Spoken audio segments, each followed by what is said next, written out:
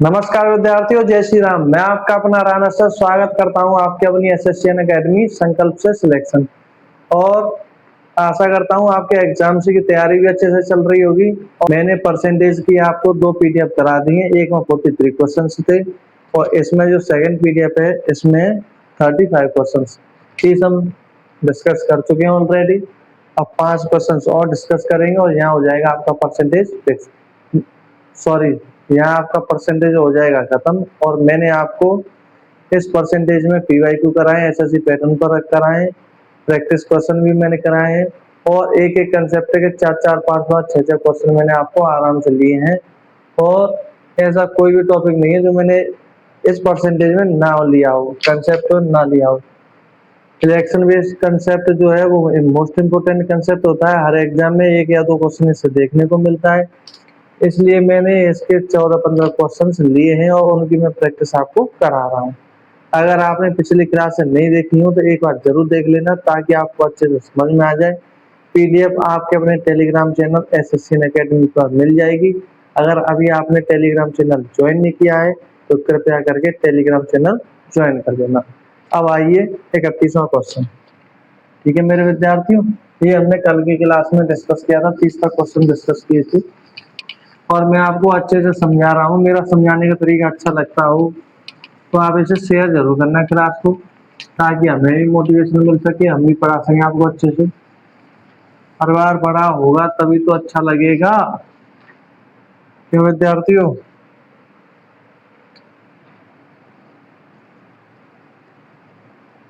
31वां question क्या कह रहा है?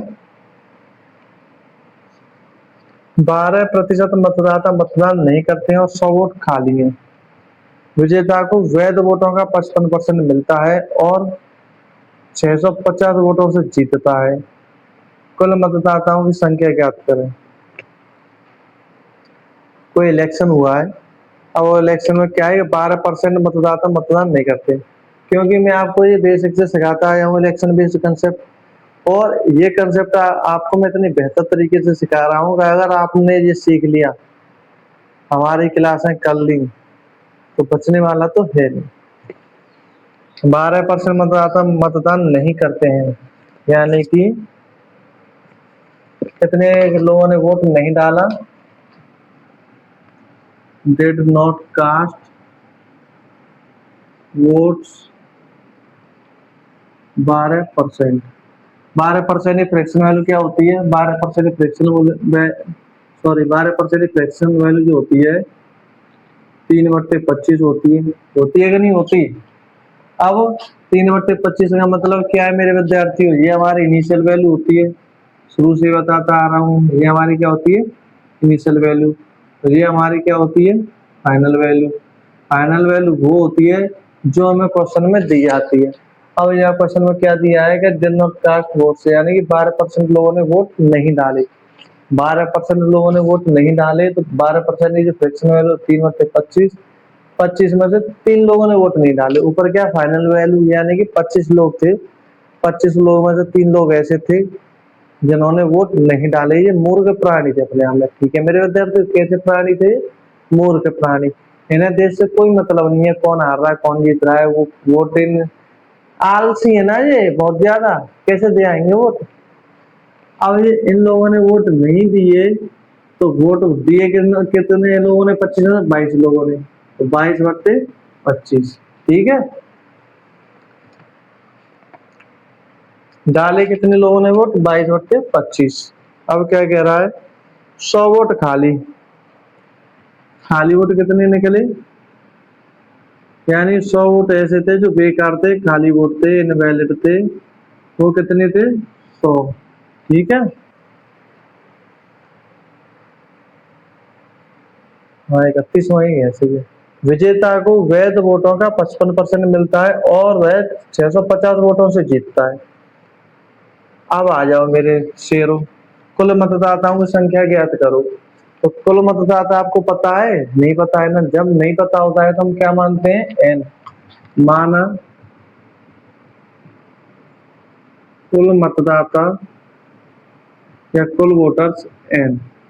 अब कुल वोटर्स एन है, एन में से 12% उन लोगों ने वोट नहीं दिए, यानी कि कितने लोगों ने वोट दिए?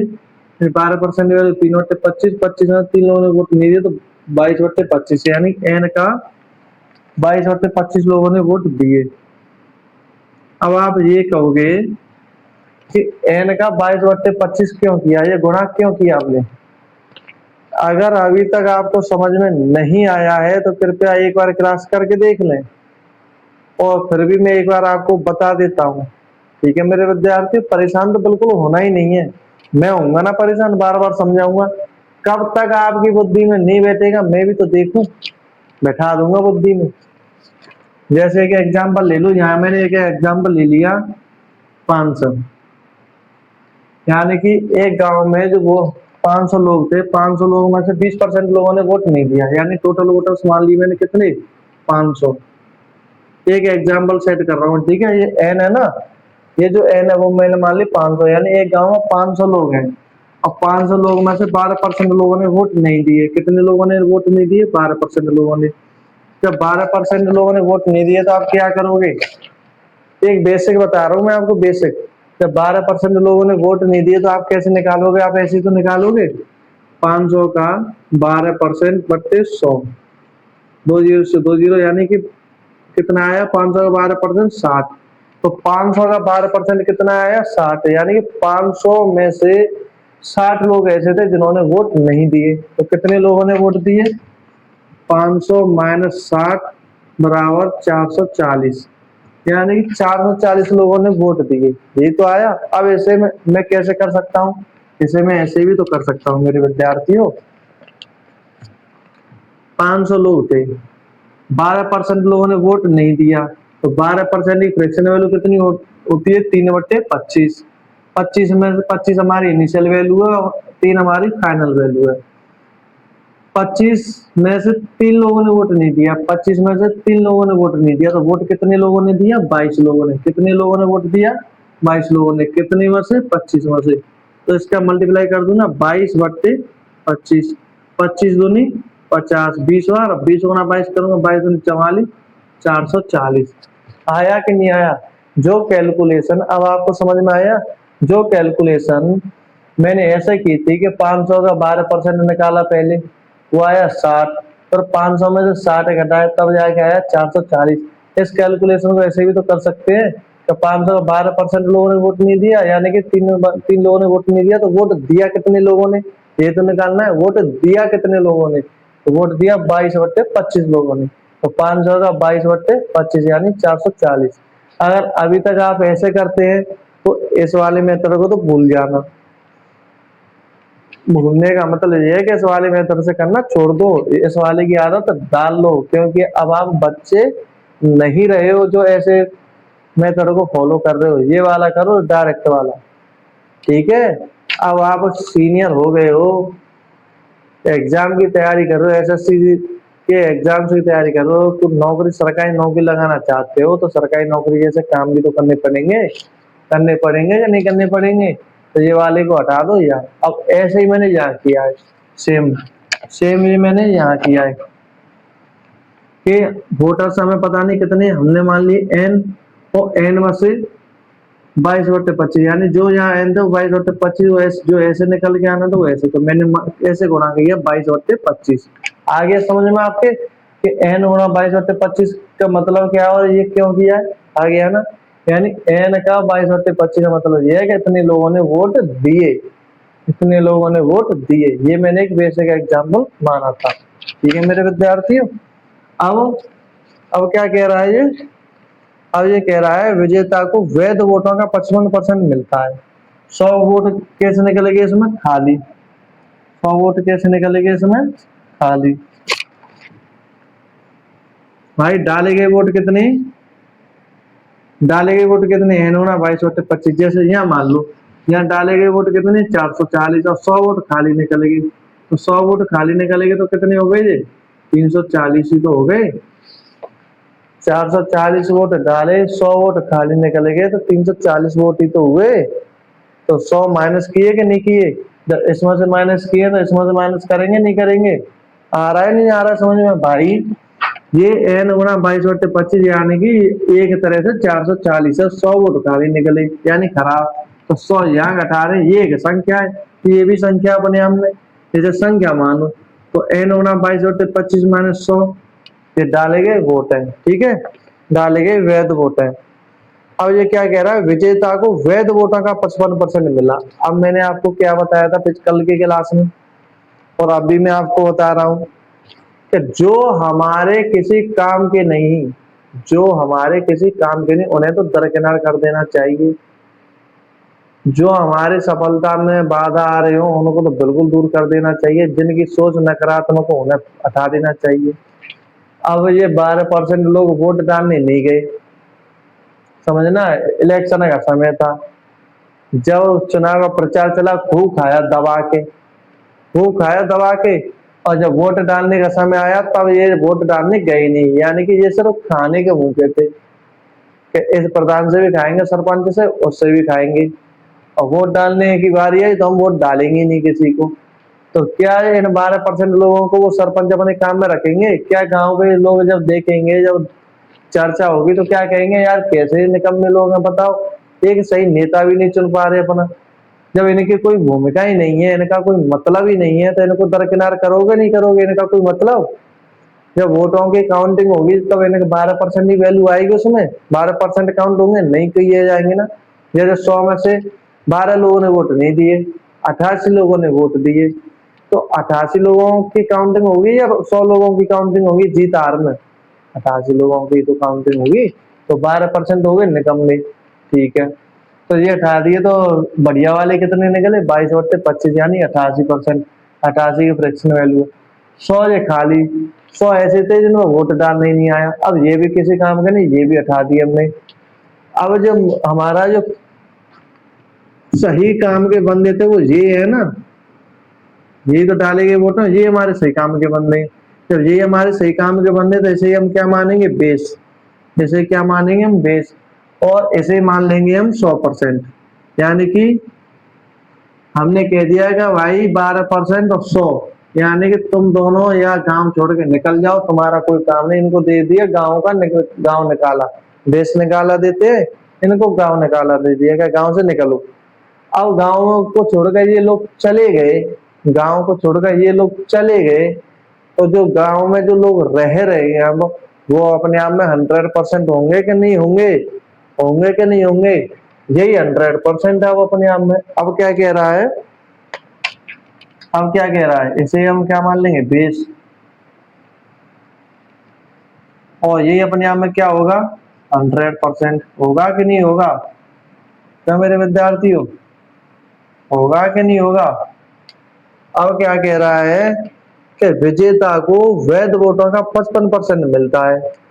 अब वैध वोट कितने, 100%, 100% में से 55% जो वोट मिले विजेता को,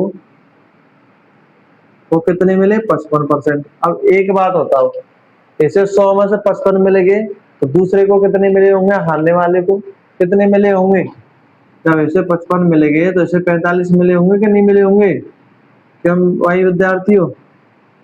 और ये बेचारे हारे गए, घनश्याम दास, ये हार गए, ये उदासन, ये दुखीराम और ये सुखीराम। सुखीराम तो सुख में जीत गए, दुखीराम हार गए, ठीक है, ये सुखीराम ये दुखीराम। अब क्या कह रहा है, वह 650 वोटों से जीतता है। जीता भाई कितने वोटों से है वो, ये बताओ मुझे, जीता कितने वोटों से है? 10% के अंतर से तो जीता है। मैंने क्या कहा था कि जब गांव में जनसंख्या की, सॉरी, गांव में जो गिनती की बात होती है वोटिंग की, तो क्या कहते हैं, अरे वो 500 वोटों से जीत गया है, वो 1000 वोटों से जीत गया है, तो टोटल 1000 वोटों से जीता है या 1000 वोटों के अंतर से जीता है? 1000 वोटों के अंतर से ही तो जीता है, 500 वोटों के अंतर से ही तो जीता है। तो यहाँ ये जो है 650 वोटों से जीता है, तो 650 क्या है, 650 वोटों के अंतर से जीता है, यानी कि दुखीराम से सुखीराम को 650 वोट ज्यादा मिले। और वैसे कितने वोट ज्यादा मिले, 10%। किन वोटों का मिले हैं, वैलिड वोटों का। यानी कि जो गांव में जो अब बचे लोग हैं, प्रेजेंट में बचे लोग हैं, ये वाले लोग, इनका 10% वोट इसे मिले ज्यादा, और वो किसके बराबर हो गए मेरे विद्यार्थियों? किसके बराबर हो गए? ये हो गए 10% की फ्रैक्शन वैल्यू कितनी होती है? 1/10। और ये 1/10 किसके बराबर है मेरे विद्यार्थियों? 650 के बराबर। भाई 10% बचे, 10% के अंतर से जीता है। और ये 10% जो अंतर के से जीता है वो किसके अंतर है?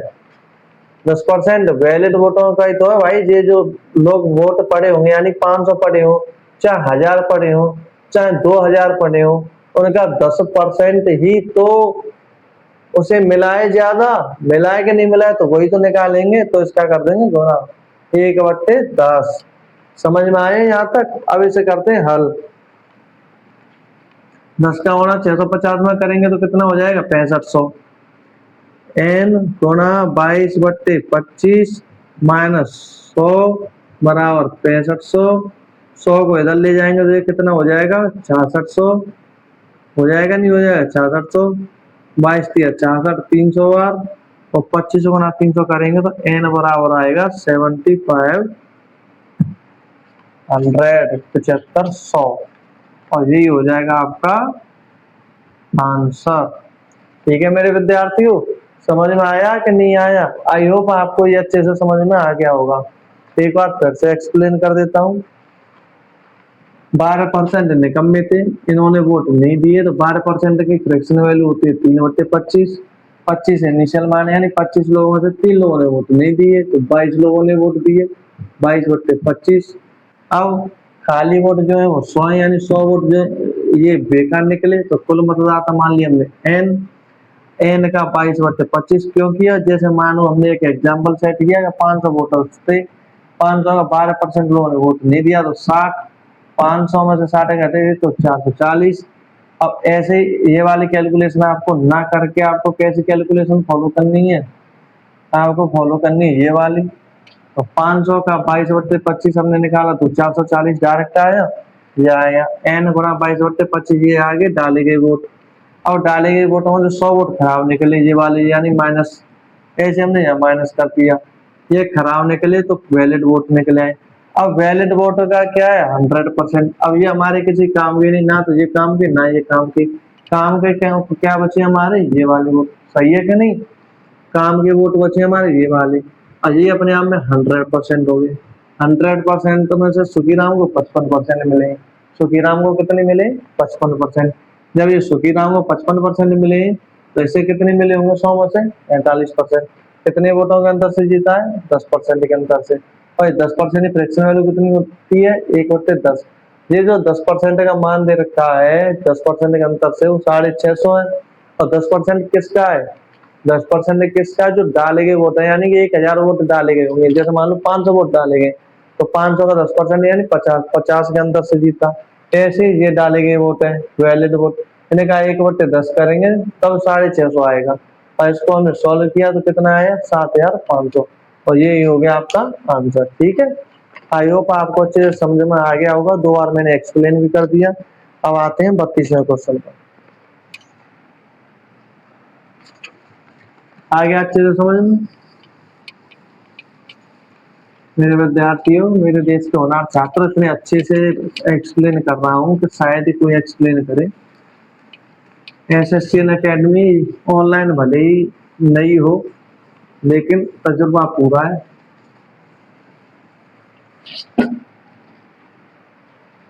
हमारे समझाने का तरीका अच्छा रहा हो तो शेयर कर देना, ठीक है? परिवार को बड़ा बनाओ भाई, तभी तो मोटिवेशन मिलेगा। 22वां क्वेश्चन, तो सॉरी 32वां क्वेश्चन। एक उम्मीदवार एक्स को वाई से 20% अधिक वोट मिलते हैं और जेड को वाई से 10% अधिक वोट मिलते हैं। एक्स जेड को 4000 वोटों से हराता है, तो कुल मतदाताओं की संख्या ज्ञात करें। हो जाएगा कि नहीं हो जाएगा? हाँ, हो जाएगा कि नहीं हो जाएगा? अरे रेशियो नहीं आता क्या? जब रेशियो एंड प्रोपोर्शन पढ़ेंगे तब वहां समझा देंगे। अब आपको मैं थोड़ा बता दे रहा हूँ। अगर आप प्रैक्टिस कर रहे हैं, बिगिनर नहीं है, तो आप ये आसानी से कर लोगे। अगर आप बिगिनर हैं तो मैं बता देता हूँ। 3 उम्मीदवार हैं, एक्स वाई जेड। कितने उम्मीदवार हैं? 3। X Y Z. एक्स को 20%, एक्स को वाई से 20% अधिक वोट मिलते हैं एक्स को, यानी कि 20% की फ्रिक्शन वैल्यू कितनी होती है? 1/5। 5 से कितना अधिक है? 1, यानी कि 6/5। अब ये क्या कह रहा है सुनो। तो उम्मीदवार एक्स को वाई से 20% अधिक वोट मिलते हैं, एक्स को यानी एक्स को अधिक मिलते हैं, यानी एक्स को 6 मिले तो वाई को कितने मिले? 5। ठीक है मेरे विद्यार्थियों। अब ये क्या कह रहा है? जेड को वाई से 10% अधिक वोट मिलते हैं।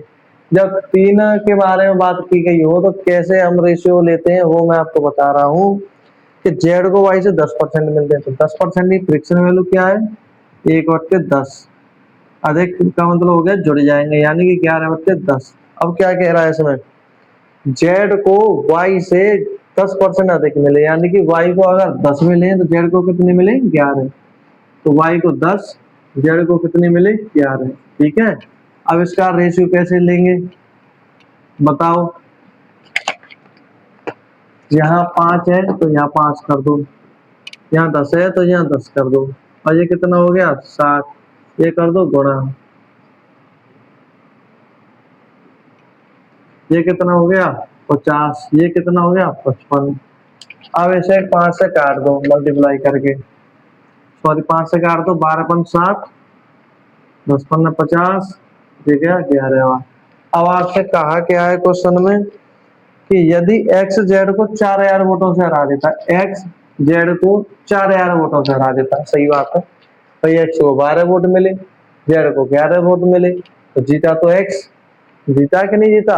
और सवाल में क्या कह रहा है कि एक्स जेड को 4000 वोटों से हरा देता है। वैसे कितने वोटों से हरा रहा है?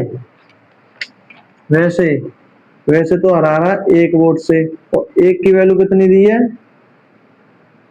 4000। मेरे विद्यार्थियों एक की वैल्यू कितनी दी है? 1000, सॉरी 4000। एक की वैल्यू कितनी दी है? 4000, क्योंकि एक्स जेड को 1 वोट से हरा रहा है, और सवाल के अनुसार कितने वोट से हरा रहा है? 4000 से। अब इसमें क्या पूछा आपसे? आपसे पूछा कुल मतदाताओं की संख्या। यहाँ कुल मतदाताओं की संख्या कितनी है बताओ? कुल मतदाताओं की संख्या कितनी है? अब ये तो करने मत बैठ जाना कि एक की वैल्यू 4000 तो 100 की वैल्यू 40,000 कर दो, सॉरी 4 लाख कर दो। ये तो कर मत देना। क्यों? क्यों मत करना? क्योंकि मेरे होनहार छात्रों, यहाँ रेशियो में संख्या ली गई है। जब रेशियो में संख्या ली गई है तो टोटल वोटर्स की जो संख्या निकलेगी वो 33 निकलेगी, इनका जोड़ निकलेगा। रेशियो में संख्या ली गई है तो टोटल वोटर्स कितने? 33। 4000 गुणा 33 करेंगे तो 4 × 12 और 1 13, यानी 1,32,000। ये आएगा आपका आंसर, टोटल वोटर्स। ठीक है। आई होप ये भी आपको अच्छे से समझ में आ गया होगा। इसमें ऐसा सब समझाने का कोई खास है नहीं। ठीक है। अब आते हैं 33वें क्वेश्चन पर। किस पर? 33वां प्रश्न। क्या कह रहा है 33वां प्रश्न? क्यों भाई विद्यार्थियों? अरे इसकी आत्मा क्या कह रही है 33वें की? पूछ तो लो। ये कुछ कहना चाह रहा है आपसे, लेकिन आप सुन नहीं रहे हो। इससे सुनो। 60% मतदाता पुरुष हैं, 50% पुरुष साक्षर हैं, 40% महिलाएं साक्षर हैं। कुल साक्षर मतदाताओं को प्रतिशत ज्ञात करो। डेविएशन मेथड समझाया ना मैंने आपको अच्छे से? उसी का एक छोटा सा ये सवाल है, घबराना तो बिल्कुल भी नहीं है। अब ये कैसे होगा आप बता सकते हो मुझे? क्यों विद्यार्थियों, बता सकते हो नहीं बता सकते हो?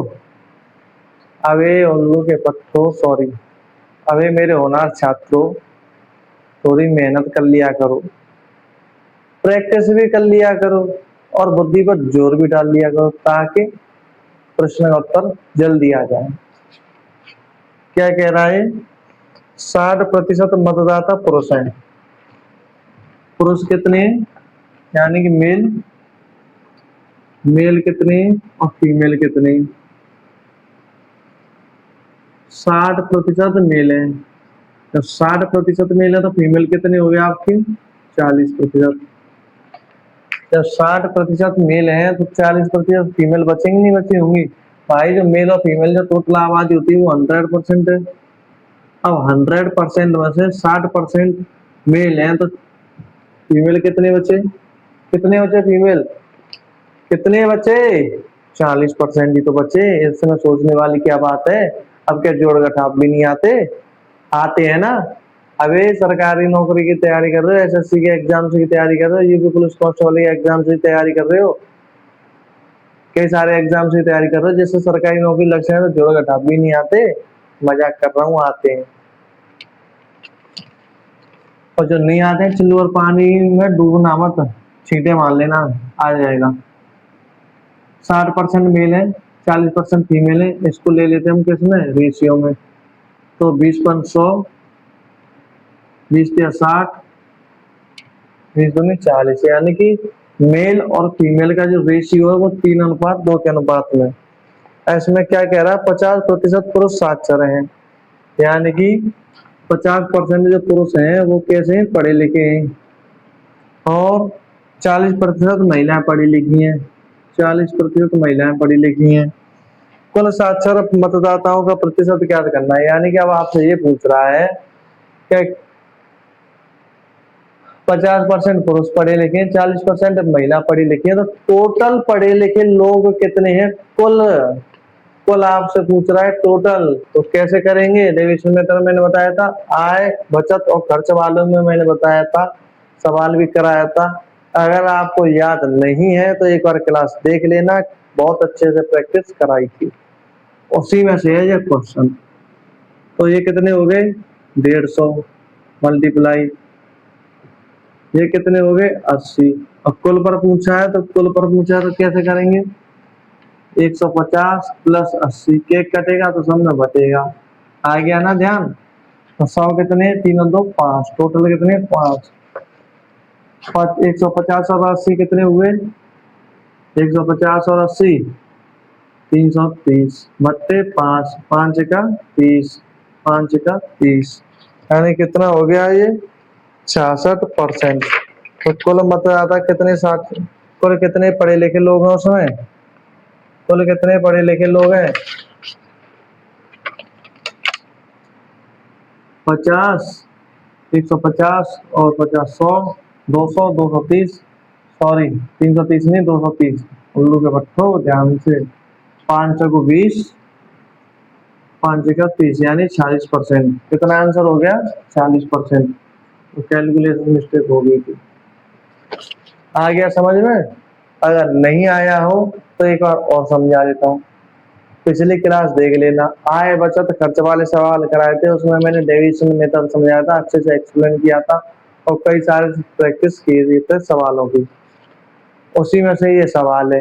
ये सवाल मैंने एंड में इसलिए डाला है ताकि आपको याद आ जाए कि हाँ ऐसा भी कोई सवाल इस टाइप का हुआ था।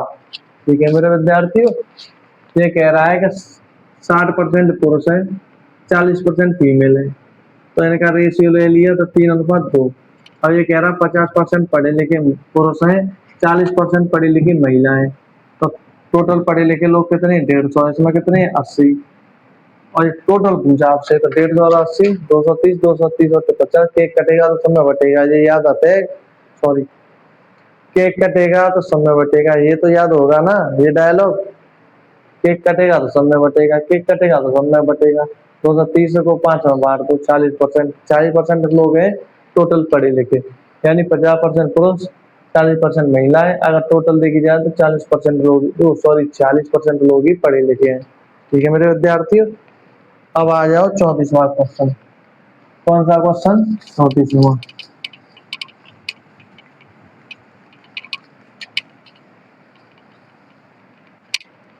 34वां क्वेश्चन आपसे क्या कह रहा है?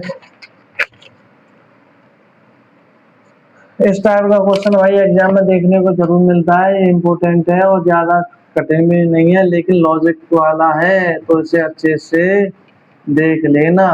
ठीक है, प्रत्येक दिन एक विक्रेता अपना आधा स्टॉक बेचता है और शेष का 20% रात में खराब हो जाता है। प्रत्येक दिन एक विक्रेता है जो सेलर है, अपने स्टॉक का आधा बेचता है और जो आधा बचता है शेष, यानी जो आधा बच जाता है उसका 20% खराब हो जाता है। और ये प्रक्रिया कितने दिन तक चली है? 2 दिन तक। कितने दिन तक चलती है ये? 2 दिन तक। यदि 2 रातों में 700 वस्तुएं खराब हो जाती हैं तो प्रारंभिक स्टॉक ज्ञात कीजिए। यदि 2 रातों में 700 वस्तुएं खराब हो जाती हैं तो प्रारंभिक स्टॉक ज्ञात कीजिए। तो इसमें परेशानी वाली कोई बात है नहीं। मैंने कहा था कि जब कोई चीज नहीं पता हो, कैलकुलेशन आसान करनी हो तो 100 मान लेते हैं। जब आपको लग रहा हो कि प्रोसेस लंबी चलेगी तो 1000 मान लो, और लंबी चलेगी तो 10,000 मान लो, लेकिन कैलकुलेशन आसान हो जाती है। अब यहाँ 2 दिन की बात हो रही है, 2 दिन प्रोसेस चलेगी तो 2 दिन प्रक्रिया चलेगी, वही रिपीट होगी, तो फिर हम मान लेते हैं 1000। ठीक है, हमने मान लिया स्टॉक कितना है? 1000 माना। स्टॉक कितना है? 1000, यानी कि कोई चीज 1000 है अपने आप में। अब ये क्या कह रहा है? स्टॉक स्टॉक है आपका 1000 का। ठीक है, अपना आधा स्टॉक बेचता है। सेल कितना कर दिया इसने? सेल कर दिया 500, तो रिमेन बचा कितना? बचा कितना? बस 1000 में से 500 बेच दिया तो 500 ही तो बचा। बचा कि नहीं बचा? अब ये बचे हुए का 20% खराब हो जाता है। बचे हुए का 20%, यानी कि अब इसका 20% निकाल लो। तो 20% की फ्रैक्शन वैल्यू कितनी होती है? 20% की फ्रैक्शन वैल्यू 1/5। तो खराब कितना हुआ? खराब कितना हुआ? खराब, जो खराब चीज हुई है वो हुई है आपकी 100। कितनी हुई है? 100। ठीक है, एक दिन की प्रक्रिया तो आपकी हो गई ये, एक दिन चली, और यही प्रक्रिया दूसरे दिन चलती है। और दूसरे दिन कैसे चलेगी? अब भाई एक बात बताओ, 1000 था उसके बाद में, यानी कि 1000 कुछ संख्या में कुछ ही रखी है, सेब मान लो या संतरा मान लो या आम मान लो, कुछ ना कुछ रखा हुआ है, फल फ्रूट ही मान लो कोई। वो 1000 था, 1000 में से 500 बेच दिया, उसके बाद 500 बचा, और 500 का 20% खराब हो गया, यानी खराब कितना हुआ? 100। तो अब बचा कितना है? अब फाइनल कितना बचा है? फाइनल रिमेन कितना बचा है? यहाँ पे फाइनल जो बचा है वो बचा है आपका 400। सही है कि नहीं? आया कि नहीं आया? 1000 चीजें थी, 500 बेच दिए, 500 में 20% खराब हो गई, यानी 500 से 100 खराब हो गई, तो बची कितनी? 400। अब ये कह रहा है कि दूसरे दिन जो प्रक्रिया चली 400 है अभी हमारे पास, 400 का आधा बेच दिया, यानी 400 का 20, 200 बेच दिया। अब 200 का 20% खराब हो गया, 200 का 20% खराब हो गया, तो इसका मतलब क्या है? 1/5 कितना आया? 40। तो यहाँ बचा कितना भाई? बचा कितना? 200 में से 40 खराब हो गया, तो बचा हमारा कितना? 160। लेकिन 160 हमें लिखना नहीं, क्योंकि इसके बारे में कोई चर्चा नहीं की गई यहाँ पे। 2 दिन की प्रक्रिया यहाँ तक हो गई, पर मैं लिख देता हूँ, वैसे काम की तो है नहीं। बचा कितना? 160। ठीक है, अब ये क्या कह रहा है आपको? प्रारंभिक स्टॉक ज्ञात करना है। 2 रातों में खराब वस्तुएं आपको दी हुई हैं, ना कि फाइनल बची हुई वस्तु। कितनी वस्तु, कौन सी वस्तु दी हुई है जो खराब हुई है? तो 2 दिन में हमने जो माना है 1000, 1000 के अनुसार हमारी जो वस्तुएं खराब हुई है 2 दिन में, वो कितनी हुई है? 140। कितनी हुई है? 140। और सवाल में कितनी दी हुई है? वो 700। कितनी दी हुई है? 700। यानी कि एक जीरो से एक जीरो गई, 14 से कितनी गया? 14×5 = 70। एक की वैल्यू कितनी होगी? 5। ठीक है, तो 100 की वैल्यू कितनी हो जाएगी? 500, और ये आपका आंसर हो जाएगा। कैसे हो जाएगा आंसर? ध्यान है कि नहीं कुछ? मतलब मैंने कुछ बोल दिया तो वो मान लिया, अपना दिमाग नहीं चलाओगे? चला लो, क्योंकि हमने माने कितनी थी संख्या? 1000, तो 1000 का गुणा करेंगे, 100 का गुणा करेंगे, आप बताना भाई। जितनी संख्या हमारी पहले मानते हैं जो होती है, उसी का तो मल्टीप्लाई करते हैं। जैसे इससे पहले मैंने ये जो क्वेश्चन कराया था उसमें 33 ही तो था रेशियो, 100 तो नहीं था, तो 33 से गुणा किया।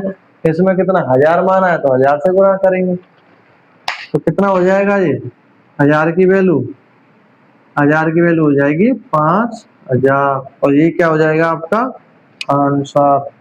ठीक है मेरे विद्यार्थियों, अब आ जाओ भाई, समझ में आ गया नहीं आया अच्छे से? अगर नहीं आया हो तो एक बार फिर से हम आपको समझा देते हैं। काहे आप परेशान होते हैं मेरे छात्रों? नहीं होना है। कोई स्टॉक है, उसमें हमने 1000 संतरे मान लिए या 1000 सेब मान ली। अब 1000 सेब में से एक सेलर है, उसने 500 सेल कर दी, बचे 500। 500 का 20% यानी 1/5, 100 खराब हो गए, बचे 400। और दूसरे दिन क्या होता है, 400 सेब को बेचने गया, 400 सेब में से 200 ही सेब बेच पाया, 200 बचे। और 200 का उस रात में 1/5 खराब हो गई, यानी 40 खराब हो गई, तो बचे कितनी 160। अब आपको खराब सेब दे रखी है, मान लो सेब ही है, तो वैसे खराब कितनी हुई है आपकी 140। और वैसे सवाल में खराब कितनी दे रखी है 700, तो 140 की वैल्यू 700, तो एक की वैल्यू कितनी होगी 5। और आपने मानी कितनी थी सेम शुरुआत में 1000, तो कितनी हुई 1000 का गुणा कर देंगे 5000, तो टोटल जो स्टॉक था उसका सेबों का वो कितना था, 5000। ठीक है, अब आते हैं लास्ट एंड फाइनल क्वेश्चन, और आपका परसेंटेज नहीं होता है फिनिश। बधाई हो, कॉन्ग्रेचुलेशन। अब आप लास्ट के क्वेश्चन को पहुंच गए आखिरकार। पहुंचे कि नहीं पहुंचे? क्यों भाई विद्यार्थियों, आखिरकार लास्ट के क्वेश्चन को पहुंच ही गए। ये भी मिसलेनियस है, विविध है। ठीक है, अब आ जाओ। एक व्यक्ति निश्चित धनराशि से 60 सेब या 40 आम खरीदता है। पहली बात, इस प्रकार का क्वेश्चन भी आपको देखने को मिलेगा। ये भी अपने आप में कैसा है, मोस्ट इम्पोर्टेंट है, ध्यान देना है, हल्के में तो बिल्कुल भी नहीं लेना है।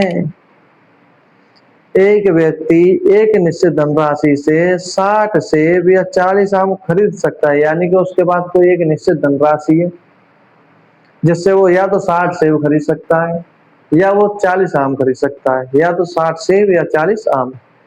वे अपने पैसे का 80% आम पर खर्च कर देता है, यानी उसके पास जो पैसा है उसका उसने 80% खर्च कर दिया आम खरीदने में, और शेष से वो सेब खरीदता है। और जितने 20% जो रुपए उसके पास बचे हैं उससे उसने क्या खरीद लिया, सेब। अब आपसे पूछा हुआ कितने सेब खरीदता है। जब इस प्रकार का क्वेश्चन आपको देखने को मिले एग्जाम में, तो आपको बिल्कुल भी सोचना नहीं है, चुटकियों में गर्दा उड़ा देना है इसका। कैसे कि 60 सेब या 40 आम खरीद सकता है, 60 सेब या 40 आम खरीद सकता है, तो मान लो उसके पास में कितने पैसे रहे होंगे, 60 सेब या 40 आम। तो ऐसे सवालों में करते हैं हम क्या, एलसीएम।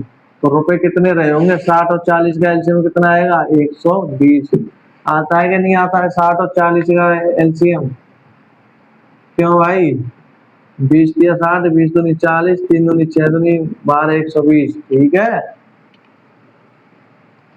60 दूनी 120, 40 थी 120, ऐसे। तो ये क्या हो गया आपके रुपए। माना उसके पास कितने रुपए हैं, 120 रुपए। ठीक है, अब क्या कह रहा है, अपने पैसे 120 रुपए हैं। अब इसमें पहली लाइन क्या है, एक व्यक्ति एक निश्चित धनराशि से 60 सेब या 40 आम खरीद सकता है, यानी कि उसके पास 120 रुपए हैं, 120 रुपए में से 60 सेब खरीद सकता है। तो सेब की कीमत कितनी हो गई, 120 में से 60 का भाग दे देंगे तो ये कितनी होगी 2, यानी कि 2 रुपए प्रति सेब की कीमत है। और आम की कीमत, आम कितने खरीद सकता है 120 में से 40, कितने खरीद सकता है 40, तो आम की कीमत कितनी हो गई 3 रुपए प्रति मैंगो आम। ठीक है, अब आपसे क्या कहा है क्वेश्चन में, वह अपने पैसे का 80% आम पर खर्च करता है, वह अपने पैसे का 80%। अब पैसा उसके पास में कितना है 120, 120 का 80% कितना हो गया भाई, 12×96, यानी कि 96 रुपए किस पर खर्च कर दिया उसने, 96 रुपए उसने किस पर खर्च कर दिया, आम खरीदने पर। यानी 96 रुपए के उसने खरीद लिए आम। तो उसके पास में बचे कितने रुपए? उसके पास में बचे कितने रुपए? 120 माइनस 96 करेंगे तो मेरे शेर, वो मेरे जावाज होना छात्र 24 तो बचे। बचे कि नहीं बचे? अब उसके पास में जो रुपए शेष बचे रुपए हैं वो कितने? शेष बचे, शेष बची धनराशि कितनी है उसके पास में? शेष बची धनराशि कितनी है उसके पास में? 24। अब क्या है मेरे विद्यार्थियों, सेब की पूछा है उसने, कितने सेब खरीदे? सेब की कीमत, एक सेब की कीमत कितनी है? 2 रुपए। एक सेब की कीमत कितनी है? 2 रुपए। तो 24 रुपए में कितनी सेब आ जाएंगी? जब एक सेब 2 रुपए की आ रही है, अब ये तो कहने मत बैठ जाना कि एक महंगाई के जमाने में 2 रुपए की सेब कहाँ आ रही है। अबे सवाल में आ रही है 2 रुपए की, ठीक है, ये मत कहने लग जाना।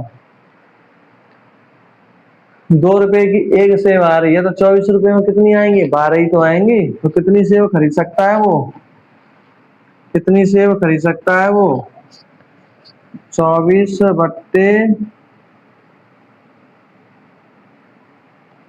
24/2 बराबर 12 सेब। और ये वो आपका हो जाएगा आंसर। आया कि नहीं आया समझ में? और बधाई हो। बधाई पहले दूं या पहले एक बार और समझा दूं इसे? एक बार और समझा देता हूं। एक व्यक्ति एक निश्चित धनराशि 60 से 40 आम खरीद सकता है। अगर इस प्रकार क्वेश्चन है, आपको नहीं बताया कि कितने रुपए 60 से 40 आम खरीद सकता है, तो सीधा लो एलसीएम। 60 से 40 आम का एलसीएम ले लिए 120। ये हो गई उसके बाद निश्चित धनराशि। उसके बाद जो धन है वो 120 रुपए है। अब वो 120 में 60 सेब खरीद सकता है, यानी 120 में 60 सेब खरीद सकता है, तो कितने रुपए सेब पड़े उसे? 2 रुपए सेब। अब 120 में 40 आम खरीद सकता है, तो कितने रुपए वो से आम पड़े? 3 रुपए आम। 3 रुपए का एक आम। अब ये क्या कह रहा है? वो अपने पैसे का 80% आम पर खर्च करता है। 120 का 80% कितना हुआ? 96। 96 रुपए उसने आम पर खर्च कर दिए। 120 में से 96 के उसने खरीद लिए आम, तो बचे कितने उसके पास में? 24 रुपए। अब ये पूछा है कि 24 रुपए में कितनी सेब खरीद सकता है? 24 रुपए में कितनी सेब खरीद सकता है? एक सेब की कीमत कितनी है आपके पास में? एक सेब की कीमत 2 रुपए। जब एक सेब की कीमत 2 रुपए है तो 24/2 यानी कि 12। जब 1 रुपए की कीमत, सॉरी, एक सेब की कीमत 2 रुपए है तो 24 रुपए में कितनी सेब खरीद सकता है? 12 सेब खरीद सकता है। और यही आपका आंसर है। ठीक है मेरे विद्यार्थियों, ऐसा क्वेश्चन आए तो ऐसे करना आपको। आई होप आपको अच्छे से समझ में आ गया होगा। अब हम करते हैं मार्कर को बंद। भाई आप हो जाओ बंद और आपको देते हैं बधाई। बधाई हो, कॉन्ग्रेचुलेशन, मैनी मैनी कॉन्ग्रेचुलेशन। आपने परसेंटेज टॉपिक को क्लियर कर लिया, बिल्कुल फिनिश कर लिया, 0 से लेके एडवांस लेवल तक का। अब आपका परसेंटेज से एक भी क्वेश्चन बचेगा नहीं। आप अंत तक हमारी क्लास में बने रहे, रेगुलर आपने हमारी क्लास देखी है, तो अब आपका कॉन्फिडेंस परसेंटेज में बूस्ट हो गया होगा और एक अलग ही एनर्जी फील कर रहे होंगे। ठीक है मेरे विद्यार्थियों, अगर आपको ये टॉपिक हमारा परसेंटेज कराने का तरीका अच्छा लगा हो तो इसे आप शेयर कर देना। इसकी प्लेलिस्ट मैं बना दूंगा। एक प्लेलिस्ट में आपको परसेंटेज की सारी क्लास मिल जाएंगी। कल से शुरुआत करेंगे एक नए टॉपिक की, ठीक है, एक नया टॉपिक कर लेंगे। हमारे समझाने का तरीका और हमको हमारा कौन सा तरीका आपको अच्छा लगता है, कौन से तरीके से समझाना, ये आपको कमेंट में बता देना और कम लाइक कर देना। और हमारे एसएससीएन अकेडमी के परिवार को बढ़ाने में थोड़ी हमारी मदद कर दो। हम आपके लिए इतनी मेहनत कर रहे हैं तो आप एक शेयर नहीं कर सकते? कर दो ना शेयर, क्या जा रहा है, किसी दूसरे विद्यार्थी का फायदा ही होगा। होगा कि नहीं होगा? और हमें मोटिवेशन मिलेगा और हम आपके लिए और ज्यादा मेहनत करेंगे।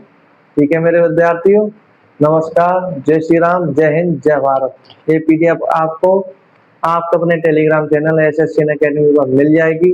वहां से आप इस लगातार प्रैक्टिस कर सकते हैं।